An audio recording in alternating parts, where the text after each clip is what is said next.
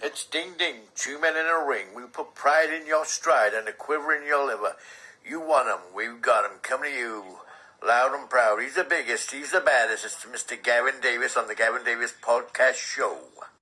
Good evening, everyone, and welcome to another edition of the Gavin Davis Podcast with me and my good friend, Dave Brough. Okay, tonight's guest, another classic, absolutely out of this world. He is the head coach of Drake, which now totals 11 academies over the UK, Europe, and Australia. He is the only Welsh coach to corner at the ADCC Worlds.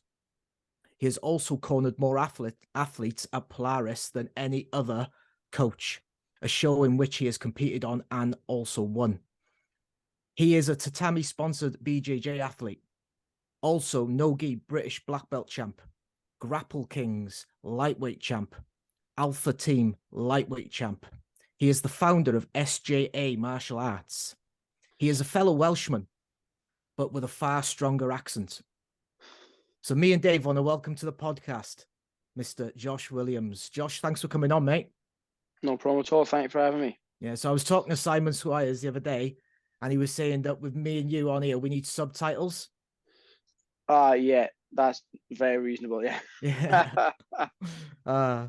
Right, we'll go into it straight into it, Josh. Okay. Let's talk about the beginning. So let's just tell the viewers how you got involved in BJJ, mate. So basically, my dad's always been into martial arts. He's done kickboxing, like jiu-jitsu, kung fu, you name it, he's done it. And I started Japanese jiu-jitsu when I was 6 years old. Training probably, I don't know, 5 days a week or something ridiculous. And then I did that until I was probably about 15. But the same as most people, when they get basically a bit older, they get a bit more competitive. So I wanted to compete. And then my coach at the time, Kelly Chambers, she recommended that I go and try this ground fighting stuff. Never heard of it. Obviously, when I was 15, Brazilian Jiu-Jitsu wasn't massive. It wasn't mainstream like it is now. She said, go and try this. So I went down to Forest Fach to train under Chris Reese. And I think Chris at the time was maybe a purple belt or maybe just got his purple belt. So we started training there. And then just went from there, fell in love with the sport and just knew I wanted to do it full time. Yeah, Chris Reese is the first Welsh black belt, isn't he? Yeah, he was. He's the first Welsh black belt. I think he's currently the highest. He's, I think, a third degree now. He's the highest ranked BJ like athlete in Wales. Yeah. Okay. How did that start leading you into competition though? So when you obviously started the groundwork, how long did it start for you to start picking up the competition element of that? I swear, I think. So me and my brother always been mad competitive. I think obviously we're twins, so being a twin, you're always compared to your brother. I think obviously brother and sister, anyone experience this, we've got siblings. But obviously when you've got a twin, it's like that, but on steroids, because basically genetically you're like the same person. So everyone's like, oh well, let's see how they both do in this, and just get compared and everything. So we're just mad competitive from a young age. And then we went to Chris Reese's. We actually tried out. We had to do the adults class because we were only 15, and he said, well, you can do it, but you're gonna have to train together so I can see what you like. And I actually remember it, my brother remembers it, and we laughed about it now, but we went absolutely balls to the wall, trying to smash the shit out of each other for the whole session to prove that we were good enough to, be there. And I remember him saying, oh, look, you can't train the kids, you're gonna have to train the adults. But I remember the next day after my first session, I couldn't walk. I went to get out of bed and I just collapsed. I was just absolutely battered. But we just always been competitive. I swear we were maybe doing BJJ for about 6 weeks, 8 weeks, and we entered our first tournaments. Yeah. How old are you, Josh? I'm 30 now. 30. Yeah, so I did my first tournament about 16. Okay. Yeah, we just loved it. That's what we wanted to do, to be honest. We went there to compete, start competing straight away, and just been doing it ever since. Okay. So when did you start evolving into the coaching aspect of things? Has this been like the last couple of years? No, so basically what happened when I was, I got like problems with my knees genetically, and I ended up having surgery when I was, I think it was 17, 18. My meniscus, I had a torn, my knees don't track correctly, and I ended up tearing my meniscus.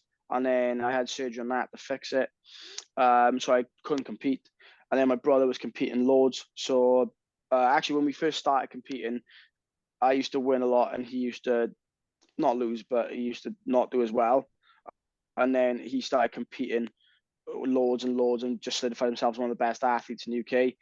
But I came back off injury, then I had whiplash, then I tore my ACL, then I tore my hamstring, fractured my wrist, I had some slip discs in my neck.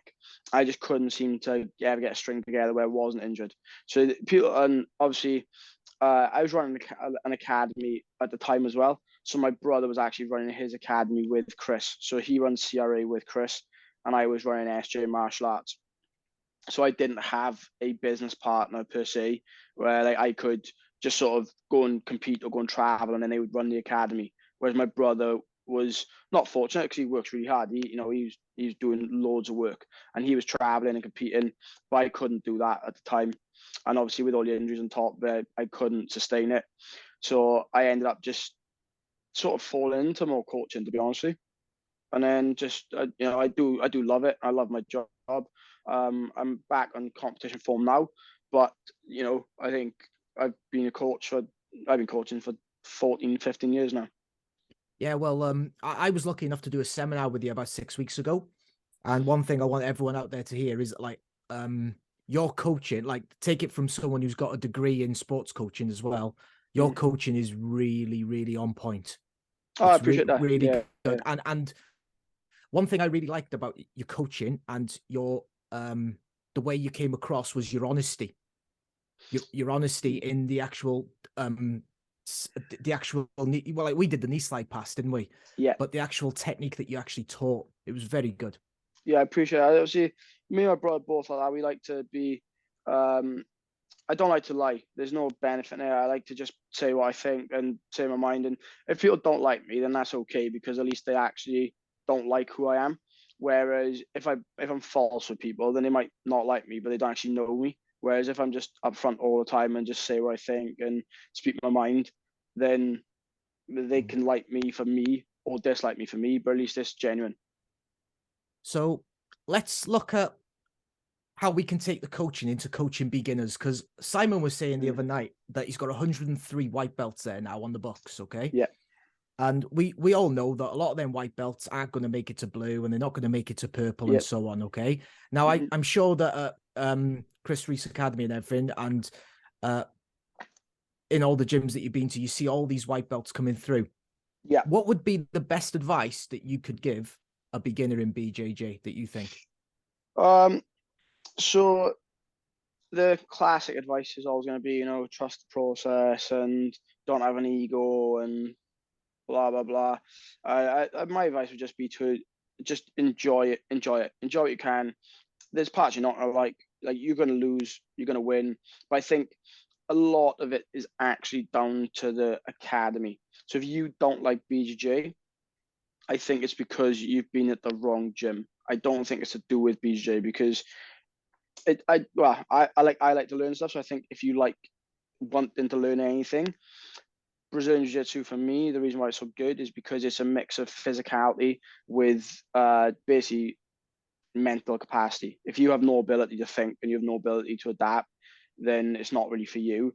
But that's why I think long term is great, because it's a physical sport, but also it's challenging for your mind, and it makes stuff difficult for you. I think that if you don't like it, it's predominantly because you're in the wrong academy. So we don't, for example, like in my fundamental classes, we pressure test, but we don't really spar a lot. I know a lot of people disagree with that, but the reality is, for half the people to enjoy your class, the other half are going to be miserable, because half the people are winning and half the people are losing. So when we try and take that out, because we want people to enjoy the jiu-jitsu, learn the jiu-jitsu, and then they can fall in love with jiu-jitsu, not the winning and losing aspect of it.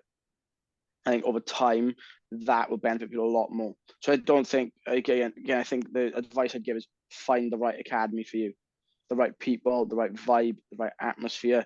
Because at the end of the day, say like say you're a chocolate, you're the first bar of chocolate you had nuts in it, and you thought, actually, I really don't like nuts.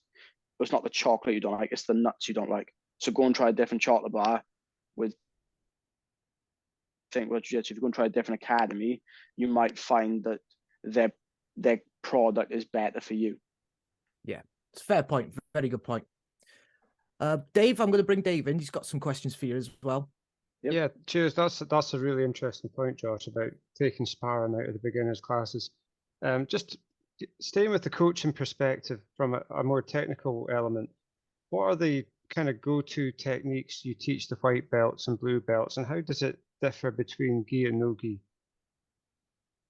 Yeah, so there's another thing I think about academies and I think about teaching is everyone should teach, well, basically, if you look at the most successful methods of learning, say, for example, the school system, it's just rinse and repeat. They just teach the same syllabus, same curriculum. Yeah, they adjust it and stuff like that, but they all have a curriculum and they have a taught syllabus. And I think every jiu-jitsu gym should treat their gym like an academy, not a gym. So I wouldn't call my gym a gym, I'd call it an academy. And in our academy, we have set programs, set syllabuses. And that way, we have a fundamental 1 program, fundamental 2 program. The white belts go from learning the first program to the second program. And that way, I could basically tell you exactly what I teach them because I have it all written down, like lesson by lesson, exactly what they'll learn. But say, in basic terms, if I was teaching fundamental white belts, they would want to be learning a lot of close guard, basic takedown, like a single leg. So I wouldn't teach any white belts double legs because it's high risk, high reward. Single legs far safer, far easier. And then close guard is the most fundamental guard you want to learn on your back. Basic sweep, basic sub, and then the basic positions: side control, mount, back control, and again, a basic attack, basic defense from all the fundamental positions. And when you go to blue belt, we actually take a different approach where the goal of teaching the blue belts is to widen their horizon massively, but not as in depth.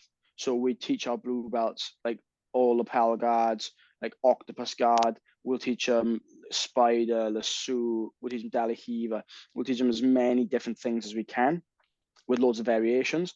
Not worry too much about the in-depth knowledge of it, but more so worried about them actually getting a bigger picture of jiu-jitsu at this point, because their fundamentals will be on point if they get a blue belt. So once they get that blue belt, we really want to widen their horizon and start teaching them loads of stuff.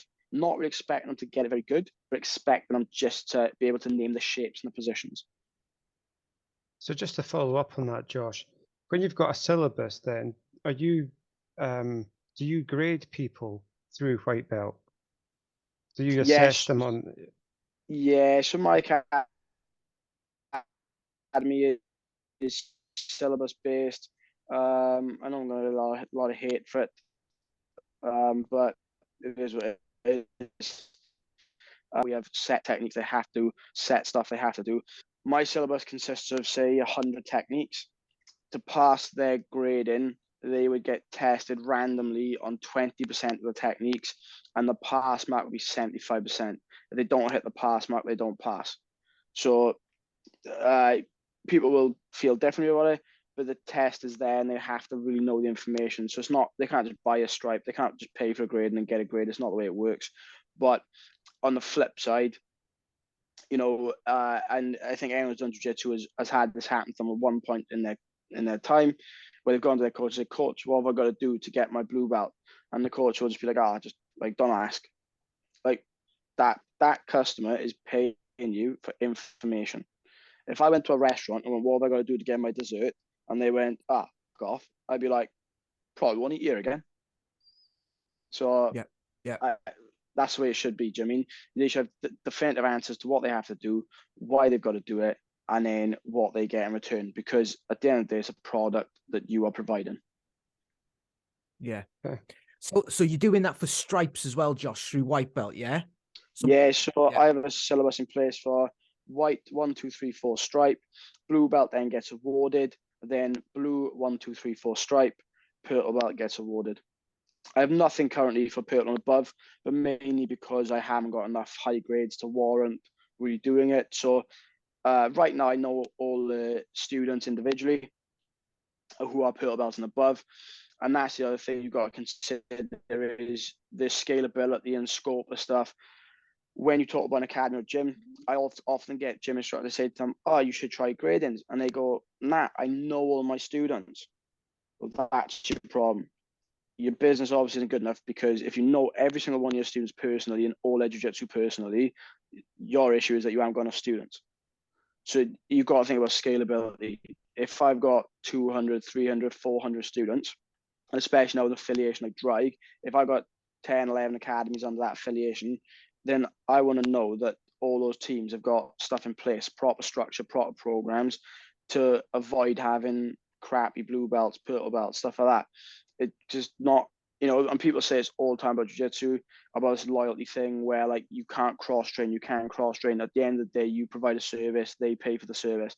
But if that's the case, then the service should be the best it can be, because that's what they're paying for, and that's where it should be kept. Yeah. Just before Dave moves on with his next question, I just got a comment on that. One thing I'll say is that one thing I've noticed, I don't know if you'll agree with this, but I've noticed that you'll get, let's say from blue belt up, you'll get blue belts, purple belts who are really good at certain things, and then they've only got a slight understanding of, for example, worm guard, Brabo chokes, all different stuff. So is that what you're trying to achieve through white belt and blue belt, that they will start finding their game, but as long as they've got an understanding of other scenarios and other positions, then you're happy with that? That's enough to award them a next stripe. So white belt is all about learning fundamentals. All the fundamental positions, all the fundamental techniques, fundamental sweeps, fundamental escapes, just basic. Blue belts are starting to show them all the advanced stuff, but really, really basic versions of it, so they can just start to see it. And then you might get somebody who, as they get the higher up in the blue, getting towards purple, they might think, you know what, I'm really good at lapel guards, I really like spider guard, I really like Delahiva. And then we go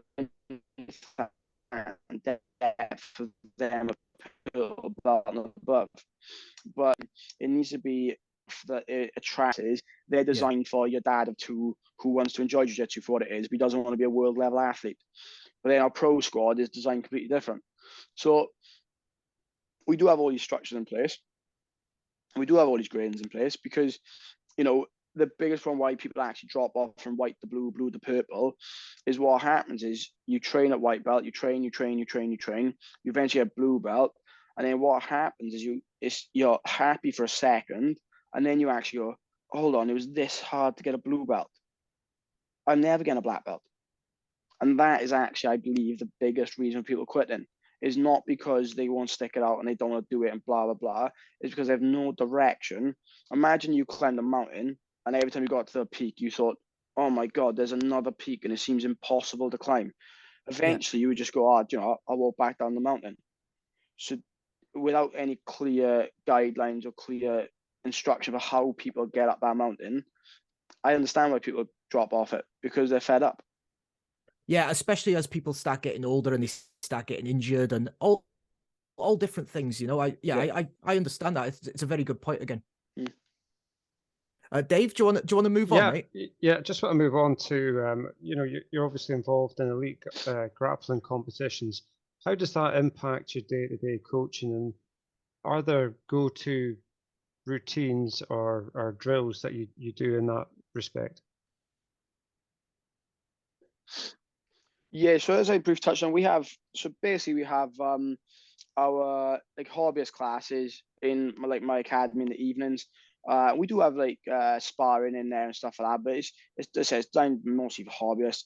And then we have our pro sessions that run Monday to Thursday, and that's our Drag Pro team. So our Drag Pro team trains much differently to the evening classes.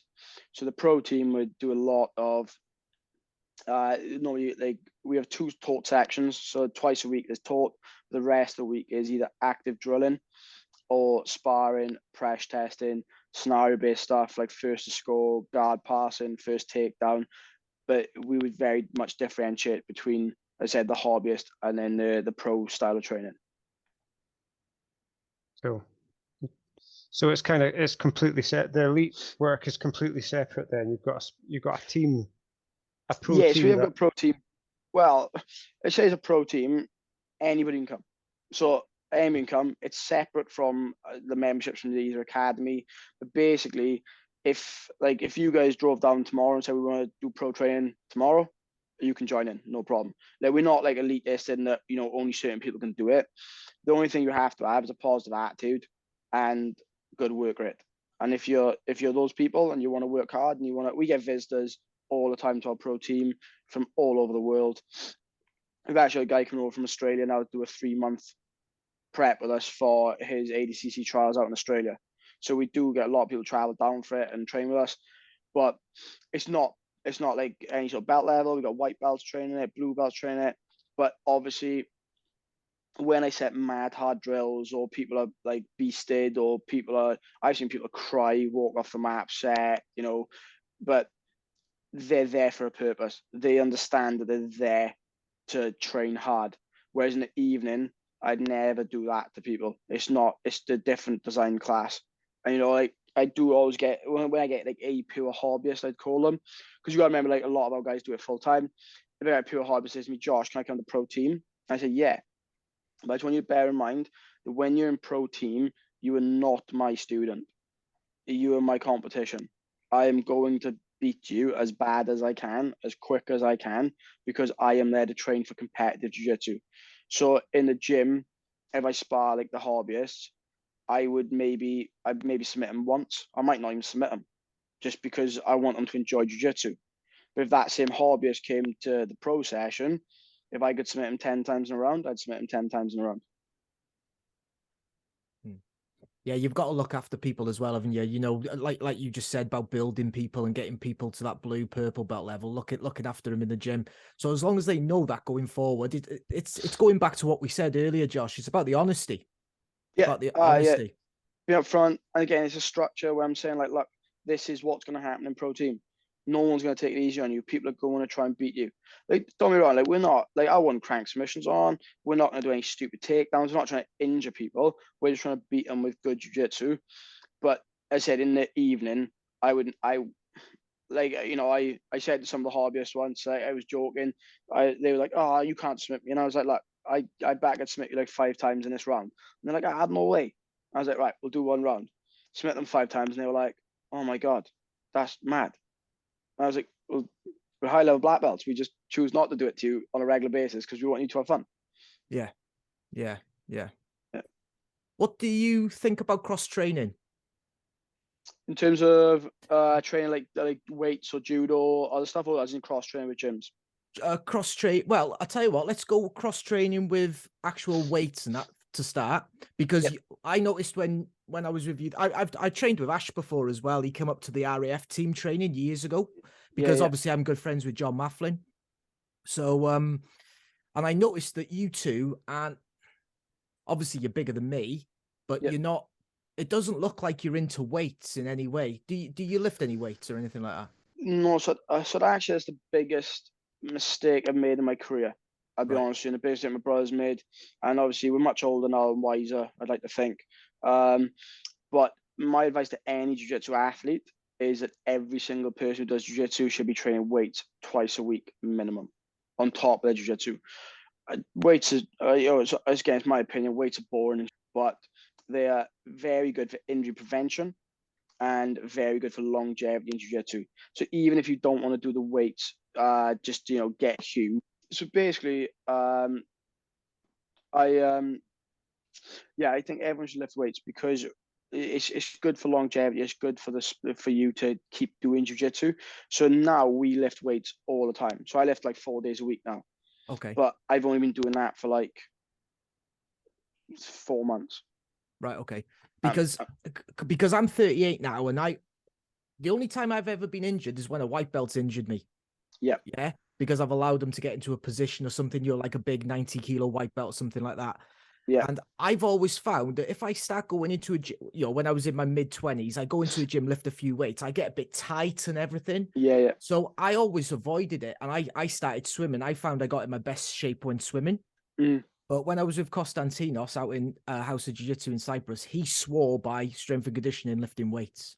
Yeah, so that's what I would say now to everyone is Yeah. just do it as a chore on the side of your jiu-jitsu. Not for, I don't necessarily think being like obviously being physically stronger will make your jiu-jitsu better, but you can get that strength from just training hard jiu-jitsu.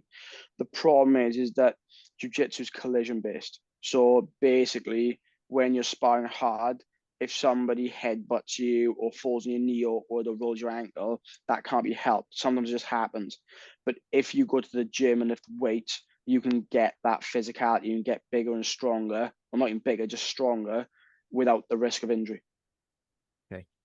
Yeah. I don't know what you mean about getting tighter on that, but I think again, like it's pros and cons, and I know from the guys in my team, the guys who are basically in good physical, like lifting for the last 5 years, they get injured the least. Yeah. Okay. And then obviously you just up your flexibility work if you get tight. It's as simple as that. So yeah. What about the cross training then with the judo and other martial arts, mate?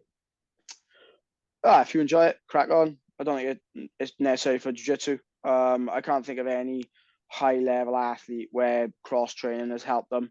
Realistically, hasn't it? Not helped them, but they isn't. If you want to get elite at jiu-jitsu, do jiu-jitsu. Yeah, I agree. Like judo's a bit of fun now and wrestling and stuff like that, but realistically, you could spend a year wrestling flat out, fight someone in ADCC and they pull a guard. So it is what it is. Yeah. Do you do a lot of wrestling though? We do, yeah. We do a lot of wrestling for ADCC and stuff like that. We do a lot of judo wrestling as well. Like, like I've done judo for years. Like my traditional jiu-jitsu coach, he was a 5th degree in judo. So my traditional jiu-jitsu training was basically just judo with wrist locks. I'll just bring Dave back in. Yeah, so I just want to, from a coaching perspective again, when you're preparing for the contest like the ADCC and Polaris, what's your pre-planning system for this? And I'm interested to hear some of your insights about cornering in these competitions. So yeah, I do think one thing that is massively underestimated in jiu-jitsu is coaching and cornering. I think it's a massive skill set. It's actually much harder to do than what people think it is. We obviously, when we know there's big matches coming up, we will adapt our training slightly, but realistically, say that when my brother was first coming up, I would research his opponents a lot. So I'd look into what they were good at, what they were bad at, where we think we can exploit them, what we got to be careful of, and we do a lot of research into that. As we go on, I think better, basically less concerned about what they can do, but more concerned about making sure that we are on point. So our jiu-jitsu actually isn't that fancy, and I say this in all seminars. My brother says the same. We just do very basic stuff very well. So like his matches are always going to be very similar. Then take down, pass, take the back, or mount to take the back, try and finish, and it's always going to be a repetitive cycle of that, really. But we do that our training in terms of if we have ADCC coming up. Well, we've adapted training completely now. So when we roll no gi, we roll ADCC rules. When we roll gi, we roll IBJJF rules. But what used to happen is we only had one really high level athlete, which was my brother. So basically, if you had like EBI coming up, we'd all just train EBI. If we had ACC coming up, we'd all train ACC. If you had Worlds coming up, we'd all train IBJJF. But now we've got a bigger team and we've got other high level athletes who need to be looked after. So now we just generically do no-gi, ACC, gi, IBJJF. If individual athletes need individual catering, then they will do that themselves. And then when I go into cornering high level matches or coaching people through matches, the main, I think, mistake people make in cornering is they always try and corner via jiu-jitsu. So basically, if I'm not saying he does, but say Owen Leavesy, for example, like he loves fireman's carry takedown. So if he was cornering one of his, say he was cornering me and he's like, oh, Josh, fireman. I'd be thinking, I don't do that. It's not the takedown I like to hit.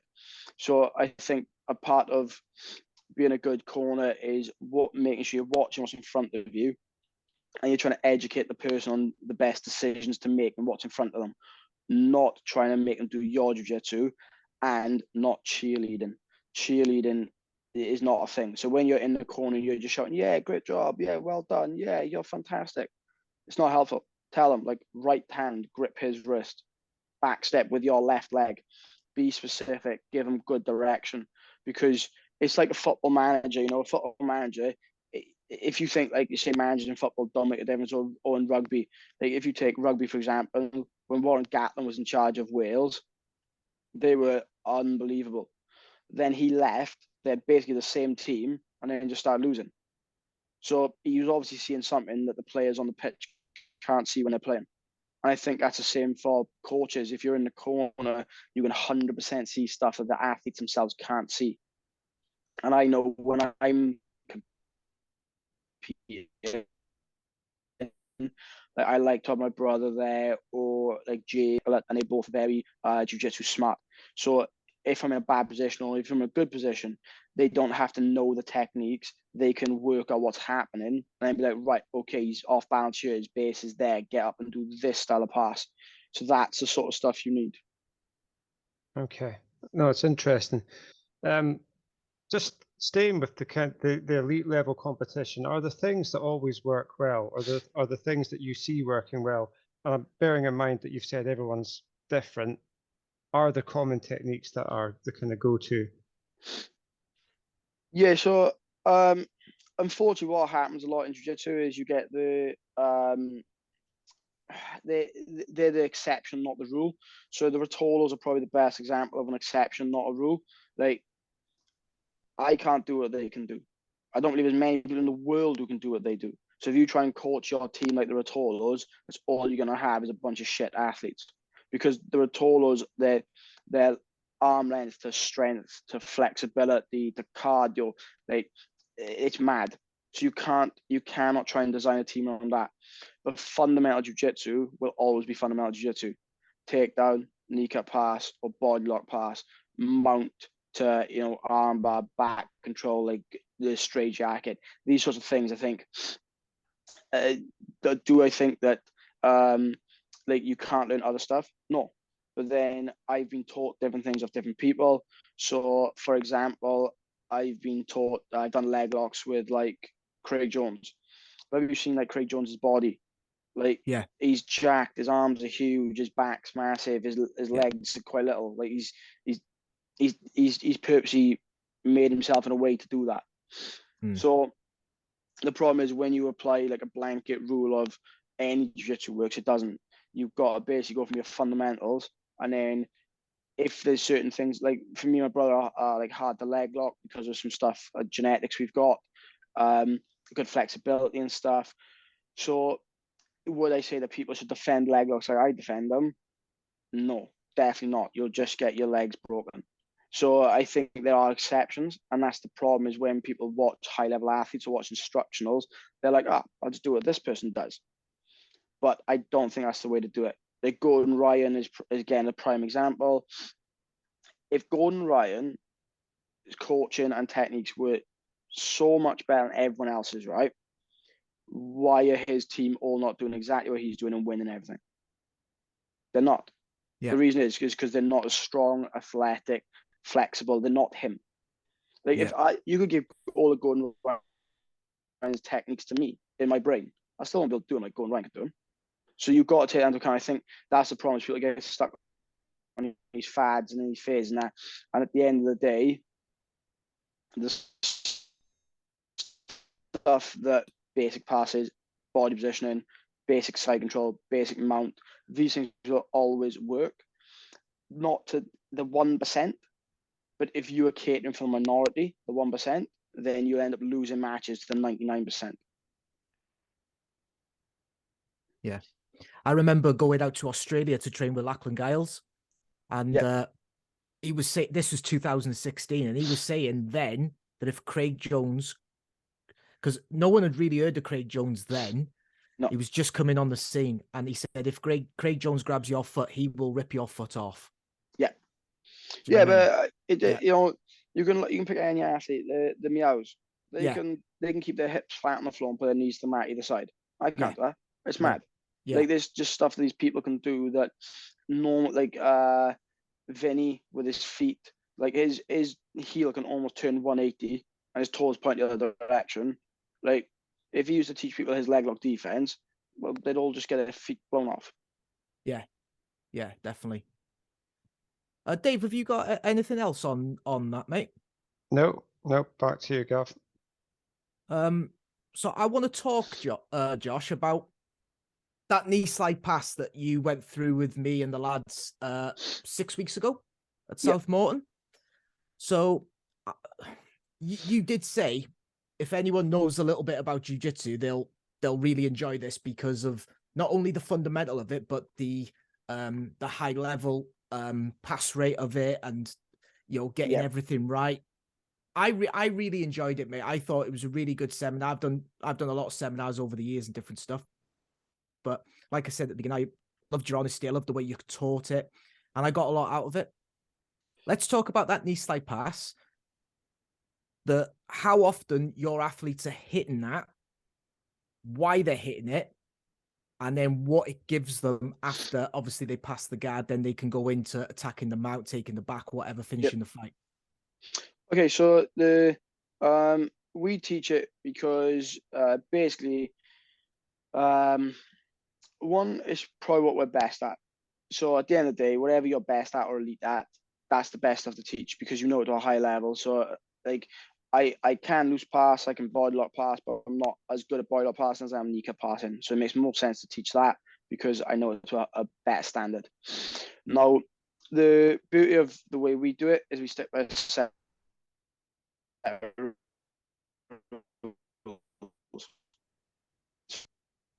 You don't have like head control or wrist control. You don't pass. You just stick by those rules. And like again, you're a high level athlete, speak about stuff like Gordon Ryan, speak about this sort of stuff, Dan here, like if you don't have this, you don't do this. That's all we do. We stick by that. And basically, if you hit the pass, you'll basically end up in a tight side control or like a scaffold, and you'll force your partner to do one or two reactions. One, give you an easy back take, or two, they'll try and turn back into you to recover the guard, and they'll end up stuck on their back, and you'll get a clean pass. Now, obviously, the way we think about it, the way we say it to a lot of people is, it used to be true. Unfortunately, I don't think it is true anymore. But in what rule set is taking someone down, passing the guard, pinning them, taking mount, knee on belly or their back, not winning. So that's the thing, is that when you think about it, it's high risk. It's high reward, and it's low risk. If you stick to these rules, it's hard for people to get in your legs. It's hard for people to sweep you, and then basically, it's hard for you to lose. So we'd say it's high percentage jiu-jitsu. Whereas, I say, the rules change a bit now, and unfortunately, it's because of people's shit leg lock knowledge that people judging count any leg lock tie up as a leg lock attack, which it's not true. It's just poor judging on the judge's part. It'd be like basically every time I get the close guard, people are being like, oh, he's almost in a triangle. If you get to 50-50 on someone, you're not almost leg locking them. You've got to actually tie the submission up, which is just not happening. So we stick by high percentage stuff that I believe if you learn from white belt to purple belt, yes, you will come up against the freaks of the world who know mad stuff that could catch you out. But we like to refer to that as a bag of tricks. I know people whose jiu-jitsu is a bag of tricks, and there's one thing they've never done, and that's win anything major. So if you have a bag of tricks as jiu-jitsu, then I hate to tell you, but you're going to get found out. And one day somebody's going to beat you with simple jiu-jitsu. And that's why we do the jiu-jitsu we do. Yeah. With regard to that, where did that evolve from, mate? Where did that knee slide pass evolve from? How did you get heads on that in the gym? 100% my brother. Right. We got taught, obviously Chris is quite heavy on it and taught us good kneecap pass when we were younger. Yeah. And my brother's just developed this into this mad system, and he is, I don't know how he did it, but he did it, and he's just taught it to all of us. And I actually remember, it was probably about maybe 3 years ago, he said to me, Josh, you need to learn this system. And I said, no, thank you. And then he taught it and taught it and taught it. And I thought, you know what, I'm going to try it actually. And I started trying it, and I wasn't very good at it. And I was like, I'm binning this off. And then again, like 6 months after that, I thought, right, I'll go back to it. And I had a match a weekend, and I probably hit 3 kneecap passes in that match. I had I matches 2 weekends ago, and I've knee cut past 1, 2, 3, maybe 4 times in those matches. Our students hit them pretty much in every tournament they go to. It's just high percentage. Yeah, one thing I've noticed watching your fights and your brother's fights online is that you don't really pull guard. You like being on top and getting that pass. You really do. Yeah, so he wrestles all the time. I do tend to pull a bit, but I also try and pull the sweep. So my goal is normally to try and get a leg hook tie up, use that to sweep the top, and then pass. But I've been working hard on my wrestling now, and that's actually one of the biggest things I'm trying to change my game is to wrestle harder. But unfortunately, I picked up a knee injury probably 6 weeks ago. Yeah. I think I was wearing a knee brace when I came up to you guys, but I had a bit of a knee injury, and it's basically I can't wrestle, so I pull a guard now, sweep and pass. But yeah, up until I got injured, I was trying to wrestle harder, and my brother never pulls guard. Yeah, yeah. He likes that arm drag into the single leg. Yeah, probably one of the best arm drags in the world.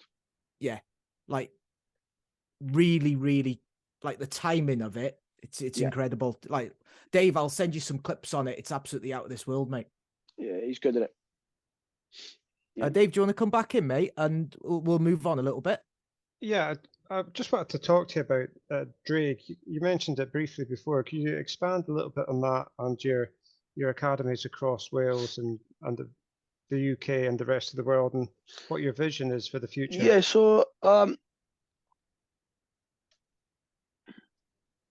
so basically, Drag when it was formed was basically just my gym, SJ Martial Arts, and CRA, which is my brother's gym. And basically, we didn't want to, like, it was stupid. Like, my students were representing my gym, his students were representing his gym. But realistically, it's our jiu-jitsu, mine, his, Chris's, Jamie's, Tom's, all the coaches, all the guys who are involved. It's a representation of all of us, not one of us or any individual. So we actually came up with Drag, and then Drag means dragon in Welsh. So you can't call it dragon because that sounds shit. But my brother's obviously had the Welsh dragon on his back for a long time, and we thought, we'll just stick with it. So we went with Drag, and then we just started training together more, and we developed a pro team. We picked up a couple of affiliations and stuff like that. We got teams. So right now, I think we're up to 11, maybe 12 academies. We've got some 1, 2, 3, I think 3 down South Wales. Then we've got Bristol. We got 4 or 5 across the south of England at the moment. And then we've got a team in Australia as well, under Josh Dalton, and his business partner Luke, who Josh Dalton was one of our black belts. But the goal initially was just to basically form our teams together. We didn't really think about affiliate into loads of other teams and stuff like that until we'd actually just joined our teams, because it wasn't initially about trying to take over Britain and become a huge team and become competitive. And it was just about me and my brother being able to be represented as one brand with our coaches and them getting recognition as well. Because same as most teams, if you think about it, like most teams are about an individual. And I like to think of the idea of Drag in the same basic idea as Batman. So the idea of Batman and why Batman is who he is because his symbol of a bat can be anyone. It can he could be any person. Do you mean it's not about the one individual? And the idea of Drag is that we're not about an individual. So we're not about me. It's not about my brother. It's not about anybody. It's just about a collective of people all working hard towards one goal of doing good jiu-jitsu, competing at a high level. Everyone brings different stuff. I do a lot. I do a lot of work with the affiliates. But my brother competes on the highest stage. We got up on guys like Barry, and on Jamie Hicks, all these guys who are high black belts, and they're young and they get coming through. We've had 2 Scottish guys move down full time. We've had a guy just move over from Malta full time. We've had 2 English boys move down full time. So we're really building some steam at the moment.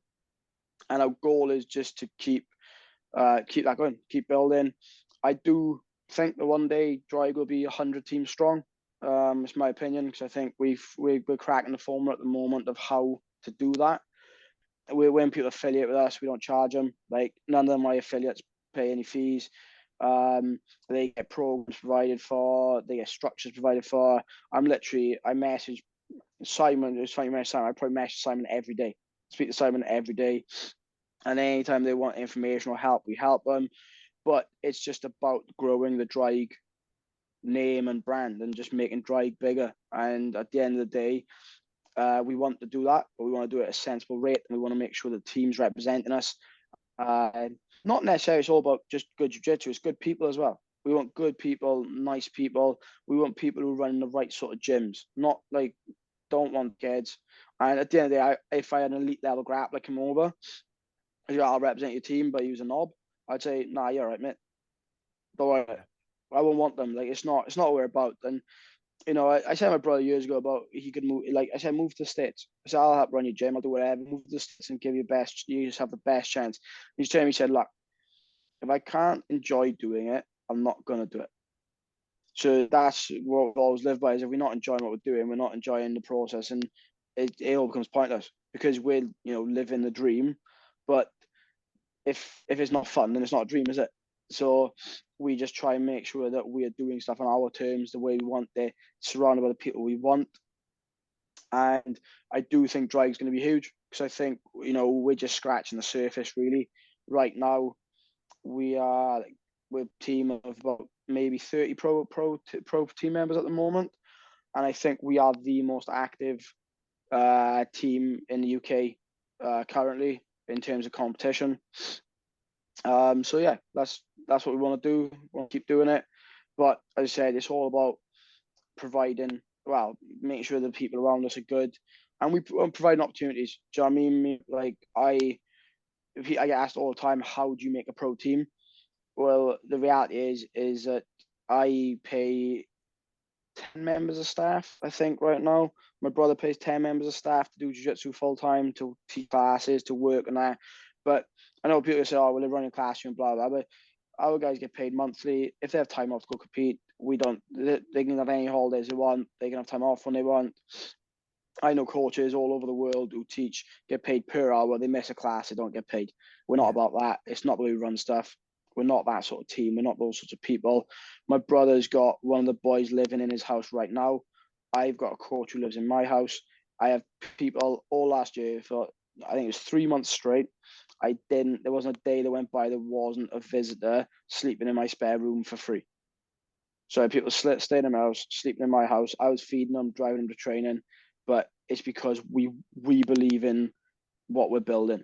So we want to give back to it. And I think that is the biggest way to build what we're building. Yeah, awesome, mate. Oh, like, absolutely awesome. With regard to that, like, you know, we were just talking about the quality earlier on, the quality of what you're doing. The quality, the cream will always stop, mate.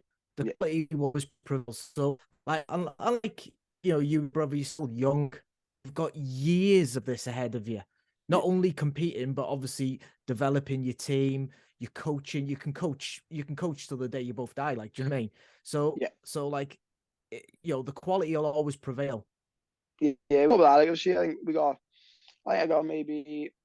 Well, actually, I'm on comp season right now. I got a plan for the next 2 years. And if that plan doesn't really come through, then I'm probably going to go back. I'm just going to go back full legs into coaching, because I'm all about trying to get the highest return for investment. Everyone investing loads into competing, it's not really happening. Yeah. Then I'm just going to start investing into coaching, running the team, building the academies, building the affiliates, because I can make way more impact that way than I could competing maybe. Do you find, if let's say, for example, you started doing a bit of a training camp now, let's say 8 weeks, 9 weeks. Yeah. You probably wouldn't need that because you're in rolling shape anyway. But, and then you had a match coming up. Do you find that after doing that camp and after the match that your body starts breaking down a little bit because you said that you have the injuries and that? Yeah, so basically right now I've been in camp since January. Right. I've done probably 13 tournaments in the last 15 weeks. I've got another title fight in 2 weeks time on Victory Invitational in Cardiff. Right. Yeah. But after that, I'll be off season. I'm planning time off to recover, to recoup. But we plan cycles where we'll compete for 10 weeks straight, and then we have time off. But I think, realistically, if in 4 weeks' time you say, "Oh, Josh, can you do a match?" Yeah, I can do a match. I guess I'm fit enough, but it's about resting your mind as well, because it's not just physical; it's mental fatigue, stress of like, obviously for me, I'm like, I walk around like 71 kilos, but if I had a relaxed diet, I'd probably walk around 72, 73. And do you know what I mean? It's everything. I'll take my missus out and stuff like that. If I want a nice life, take her out for food and stuff, when I'm counting my calories and meal prep, and I can't do that. So there's more factors involved than just the competing and the physicality of it. It's the mental stress and the stress on those around me, like my family, my friends, and that's also a big consideration. What weight are you fighting at in 2 weeks on that Grapple King? Because I'm sure I read somewhere that Josh Holleran's on there. Is there a lad called Josh Holleran on it as well? Maybe. Is it a 4-man tournament, is it? 4-man tournament, yeah, 65 kilos. 60, because he's the same weight as me. He's about 61, he is. I think he's a purple belt now. Yeah, so I think like I'll start my cut now. So I've been walking around like 70.5 at the moment because I'm in camp. So I work with a dietitian. So I work with Aidan James, the performance nutritionist, and he'll tell me what to do. I'll get it done. But I have coaches for everything. I have a strength and conditioning coach. I have a nutritionist. I have I've just started getting in touch with a performance coach to help my anxiety for competing, so I can perform better. We do everything we can to get the best results. As I say, from a coaching perspective, what you're doing and what your brother's doing from a even yourself from a you've just had 15 competitions in 17 weeks, you just said. Yeah. So how many gold medals did you pick up there? So in my run this time around, I've competed in England, Scotland, Ireland, Wales, competed in America. I've had one loss, and I drew my match on the weekend, but it was either sub or lose. I couldn't get the submission, but I dominated the match, but I couldn't get the sub. But other than that, I've won all of my other matches. Yeah. Okay. Yeah, and my loss was to a guy called Shawnee Stewart. He's probably top 10 in the UK, top 10. So it was my biggest fight this year so far. But I've just come back off a grade 3 hamstring tear, and actually I haven't competed since April of last year. And Shawnee's been killing it. Like he's like credit where it's due. He's been regularly fighting the top 10 guys in the UK now for the last year. And I wanted to go out there, test myself, see if I was ready for the top 10. And I think I got a little bit of work, a few more tweaks to do. But yeah, that's what I'm trying to do now. And that's at lightweight, mate, yeah? So all my matches have been either 70 kilos. I've had a couple of like 68, 67, but yeah, mostly 70 kilos. Other than, I've done a couple where I've had to weigh in a gi, or I've had to weigh like Naga was at 67.5 or something. Just a couple of that, yeah. Yeah. Okay, so what we're going to do, mate, we're going to bring the podcast to a close. It's been awesome having you on, mate. Absolutely incredible. Just tell the viewers, if they want to get some training in with you, where they can catch you, either on Facebook, on the internet, on Instagram, or if you give them where you are down in Swansea. Yeah. If you look at my Instagram, J Williams BJJ. And then basically you can hit the Drag Instagram as well. So it's just I think it's just like _Drag_. But if you message me anytime, anyone's welcome to come down, train with our pro team, get involved. We have morning classes, evening classes, weekend classes, super friendly group. And basically the only thing I'd say is message me or my brother prior to visiting, because if you're expecting like to have everyone there, like the best guys, we travel a lot, we're away a lot. My brother's just done a 6-week stint out in South Africa, Australia, and Singapore. So for example, if you wanted to train with him, you just have to message beforehand to check he's in the country, check that we're here. But if you message ahead, always welcome. Drop us a line, and then you won't be disappointed when you come down and find out that half the squad's missing. Okay, mate. As I say, it was awesome having you on. Any closing words, Dave? Just thanks, Josh. Really interesting. Look forward to speaking to you again. So thanks for coming on the podcast, Josh. Be great to have you on again. That's absolutely awesome. Thank you very much. No problem at all, guys. Yeah. If all the viewers out there are liking the podcast, please like and subscribe on YouTube. We are looking at going on Spotify very soon. So keep your ears out for that. And thank you for listening in. Thanks very much, Josh. Good night, everyone. Cheers, guys.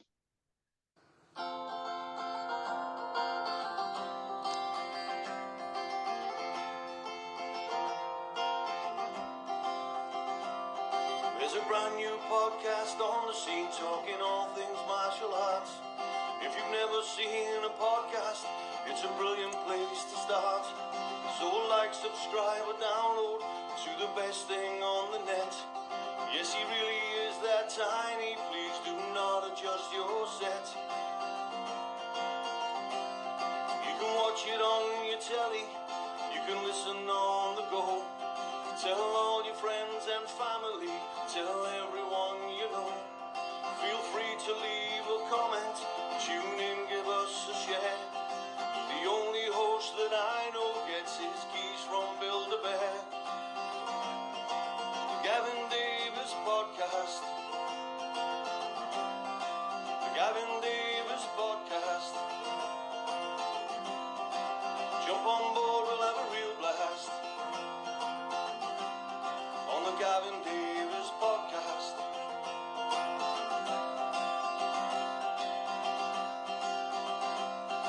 A captivating podcast streaming straight into your house.